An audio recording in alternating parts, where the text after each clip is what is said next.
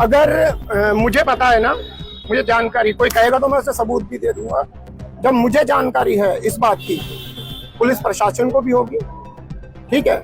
लेकिन ये क्या है कि कोई सफेद पोश बड़े मगरमच्छ जो हैं वो सफेद पोशों की उसमें आके संरक्षण में ये काम करते हैं। मुझे एक आप बात बता दीजिए, आप मीडिया कर्मी सब यहाँ खड़े हुए हैं, मुझे एक बात खाली बता दीजिए कि जिस आदमी के पास, जो आदमी 100 रुपए की 200 रुपए की पुड़िया स्मैक की बेचता है, हम पकड़ते हैं उसे, पुलिस के हवाले देते हैं, पुलिस प्रशासन पकड़ता है, तो उसके कपड़े भी 500-700 हजार के ऊपर नहीं होते हैं। रियल बात है, नहीं होते हैं।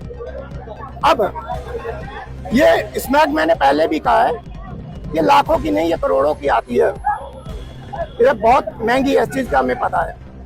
वो आदमी जो है वो कौन पैसा देता है, कौन उनकी जमानत कराता है, जब वो जेल चले जाते हैं कौन उनकी जमानत कराता है, कौन उसे अपने यहाँ गाड़ी चलाने के लिए, कपड़ा प्रेस करने के लिए, खाना बनाने के लिए, ये कौन करता है? हमारा दिनेशपुर है, ये हमारा क्षेत्र है। ये एसओ साहब कभी भी, या चेयरमैन साहब खड़े हुए हैं, ये कभी भी कहते कि मैंने कभी किसी नशेड़ी के बचाने के लिए कभी फोन किया हो, लड़ाई झगड़ा कभी फोन किया हो, कभी नहीं किया। उन लोगों का उनसे क्या ताल्लुक है?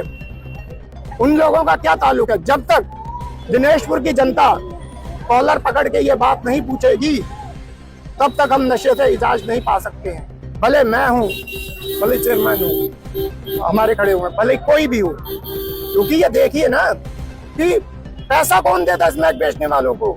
सुनिए, और यूपी के छठे गैंगस्टर जो तड़ी पार हैं, नशे के काम से फरार हैं, वो यहाँ वहाँ यहाँ पनाह दिनेशपुर में लेके बैठे हुए, किसके वहाँ बैठे हुए हैं? इस चीज की मैं उच्च अधिकारियों को कह रहा हूँ कि आप जांच करिए, अगर मेरी बात गलत हुई तो आप जो कहेंगे उस सजा का मैं हकदार हूँ। हम दूसरों के घर पे लगी आग देख के खुश ना, क्योंकि मैंने कहा मैं ग्राम प्रधान हूँ, मेरे अंडर में 12 गाँव हैं। जब कोई नशा स्मैक वाला किसी का लड़का खत्म होता है, या कोई नशा करने वाला किसी को मार देता है, तो उसके घर में जाके देखिए कि क्या दुर्गति होती है। मैं बहुत ही कम रैलियों में या एसआरपी का बहुत कम जाता हूँ, आप लोगों ने भी देखा हुआ होगा, लेकिन ये मैंने जिम्मेदारी समझी कि अगर हम नहीं उठेंगे तो फिर कौन उठेगा। अब मैंने सब कुछ बता दिया, एड्रेस की कमी है, अगर पुलिस वाला इतना भी पता नहीं कर पाएगा कि आप कैसे होगा बताइए। हाँ, पुलिस काम करती है, ऐसे सब काम करते हैं, लेकिन बात ये नहीं कि बड़े मगरमच्छ है, कुछ सफेद पोश मिले हुए हैं, रह के बात दिनेशपुर की जनता की भलाई के करते हैं। और बिकता स्मैक जो पकड़ा जाता है उसको कहते हैं हमने कुछ दिन पहले निकाल दिया था। भैया क्यों निकाल दिया था? रखा ही क्यों तुमने? ठीक, फिर उसकी जमानत होती है, जमानत होकर फिर यही आ जाता। जब कई नशेड़ियों में झगड़ा होता है, आप देख लेना, आप मीडिया कर्मी, आपको पता है, किसी भी नशेड़ियों में जब झगड़ा होता है या नशेड़ियों में विवाद होता है, तो पंचायत किसके वहां होती है? तो दिनेशपुर के ही लोग हैं जिसके वहां पंचायत होती है। क्यों होती है? कुछ लगाव है, कुछ कमाई है, तब होती है। अंदर अभिशाप है, उस अभिशाप को समाप्त करने के लिए सरकार अपना काम करती है, प्रत्येक महकमा अपना काम ईमानदारी से करता है, इसमें कोई दो राय नहीं। लेकिन जब समाज की जड़ों में कुछ अभिशाप पैदा हो जाते हैं, जैसे भ्रूण हत्या हो गई, दहेज हत्या हो गई, ऐसे चीज़ों के खिलाफ जब समाज खड़ा होता है तभी बदलाव आता है।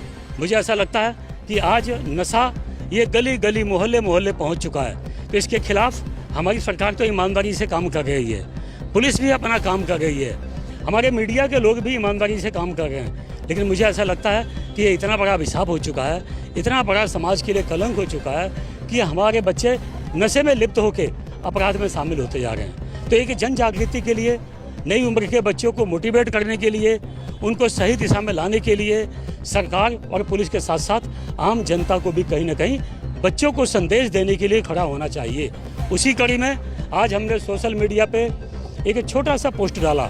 मैंने व्यक्तिगत किसी एक सिंगल व्यक्ति को भी फ़ोन नहीं किया, इसके बावजूद भी लोग सामाजिक चेतना के तहत आम जनता अपने बच्चों को सही दिशा में लाने के लिए आज सड़क पे मेरे साथ कई किलोमीटर पैदल चल के हमारे बच्चे, बूढ़े, नौजवान, बल्कि आपको कहना चाहता हूँ कि कई ऐसी हमारी माताएं बहनें बेटियां हैं जो खेतों में दिहाड़ी करने जाती हैं। जब उनको पता लगा कि विधायक जी का नशे के खिलाफ पैदल मार्च है, तो वो हमारी माताएं बहनें आज दिहाड़ी पे नहीं गई और इस पैदल मार्च में वो शामिल हुई।